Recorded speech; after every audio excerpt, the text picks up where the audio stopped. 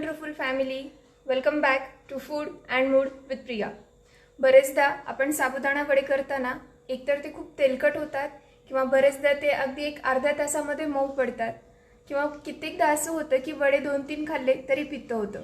So don't वरी, आजचा मी video खास तुमच्यासाठी घेऊन आली आहे, ज्यामध्ये आपण बनवणार आहे अगदी खमंग आणि कुरकुरीत असे मस्त साबुदाणा वडे, जे अजिबात तेलकट होणार नाहीत, सोबतच कितीही खाल्ले तरी त्रास होणार नाही.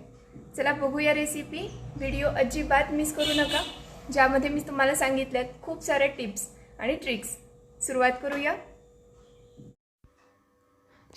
अगदी कुरकुरीत आणि खमंग असे वडे बनवण्यासाठी मी इथे घेतलाय एक मोठी वाटी भरून आपला जो सुपर साबुदाणा येतो ना, म्हणजे बारीक साबुदाणा, तो तुम्ही जाड साबुदाणाही वापरू शकता, पण जाड साबुदाण्याने पित्त जास्त होतं.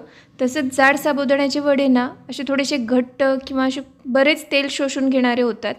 हा सुपर साबुदाणा भिजतो पण पटकन, वडे पण अगदी छान कुरकुरीत हलके होतात आणि पचायला पण खूप अगदी साधा सोपा, जास्त याच्याने त्रास होत नाही किंवा पित्त होत नाही. त्यामुळे मी सुपर साबुदाणा घेतला आहे. साबुदाणा स्वच्छ 2-3दा धुवून घ्यायचा आणि नंतर अगदी थोडंसं पाणी त्यात ठेवून भिजवून घ्यायचा. अगदी 1.5 ते 2 तासामध्ये हा साबुदाणा भिजतो. मी ह्याला धुवून थोडंसं पाणी ठेवून घेतलं आहे. झाकून ठेवूया आणि 1-1.5 तास भिजू देऊया. आपण साबुदाणा व्यवस्थित भिजवून घेतला आहे. तुम्ही बघू शकता छान भिजला आहे. अगदी 1.5-2 तासामध्ये भिजतो, त्यामुळं पटकन वडे करता येतात. जाड आपला मोठा साबुदाणा असतो तसे याला वेळ लागत नाही. साबुदाणा आता एका थोड्याशा पसरट भांड्यामध्ये काढून घेऊया आणि मोकळा करून घेऊया. भांडं घेताना शक्यतो असं थोडंसं मोठं पसरट भांडं घ्या, म्हणजे सगळे पदार्थ व्यवस्थित मिक्स करता येतात आणि हाताने चांगलं पीठ कालवता पण येतं. आपल्याला जे वड्यांसाठी पीठ करायचं आहे, मी त्यामध्ये घातली आहे चवीनुसार मीठ, त्यासोबतच जिरे, अख्खे जिरे घेतलेत मी इथं. भाजून वगैरे घ्यायची अजिबात गरज नाही आहे. त्यामध्ये आपण घालूया मिरचीचे तुकडे. तुम्ही याऐवजी तिखट पण घालू शकता, पण मिरचीच्या तुकड्यांमुळे छान अशी चव येते. थोडासा असा तिखटपणा, थोडा खमंगपणा येतो. मिरचीचे तुकडे घालण्याऐवजी मिरची बारीक करून पण घालू शकता. कोथिंबीर चालत असेल तुमच्याकडे तर कोथिंबीर पण घालू शकता. त्यामध्ये मी घातलेत थोडेसे अख्खे भाजून घेतलेले शेंगादाणे, सोबतच शेंगादाण्याचं करून घेतलेलं कूट अर्धी वाटी. अगदी बारीक कूट करायचं नाही आहे, थोडंसं जाडसर हवं, म्हणजे वडे मस्त खमंग होतात आणि तेल कमी लागतं. त्यामध्ये मी घातली आहे थोडीशी साखर, 1 पाव चमचा.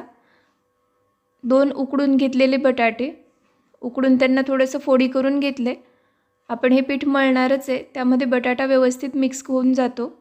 फार जास्त स्मॅश करून घालायची गरज नाही.